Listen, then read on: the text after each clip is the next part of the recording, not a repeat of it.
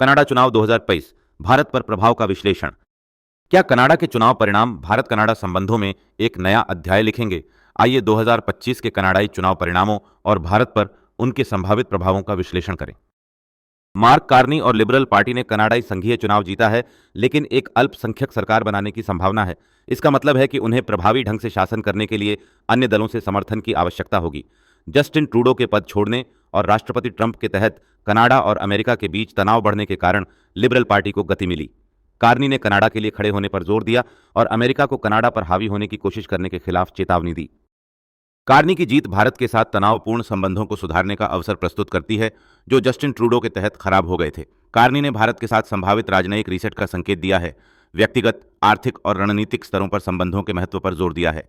भारत घटनाक्रमों पर बारीकी से नजर रख रहा है, खासकर कनाडा खालिस्तानी उग्रवाद और कनाडाई घरेलू राजनीति में कथित भारतीय हस्तक्षेप के बारे में चिंताओं को कैसे संबोधित करता है। लिबरल पार्टी ने आप्रवासन के लिए एक अधिक मापा दृष्टिकोण की योजना बनाई है, जिसमें 2027 के अंत तक अंतर्राष्ट्रीय छात्रों और अस्थायी श्रमिकों की संख्या को कनाडा की आबादी के 5% से कम का प्रतिनिधित्व करने के लिए सीमित करना शामिल है। संभावित कैप के बावजूद आप्रवासन नीतियां भारतीय पेशेवरों और छात्रों के लिए अनुकूल रहने की उम्मीद है। बेहतर राजनयिक संबंधों से वीजा अनुमोदन में वृद्धि और स्थायी निवास के लिए तेजी से प्रसंस्करण हो सकता है। कार्नी का इरादा कनाडा की आर्थिक भागीदारी में विविधता लाने का है, जिसमें भारत एक प्रमुख खिलाड़ी है। कनाडा के चुनाव परिणाम भारत कनाडा संबंधों के लिए एक नया अध्याय खोल सकते हैं।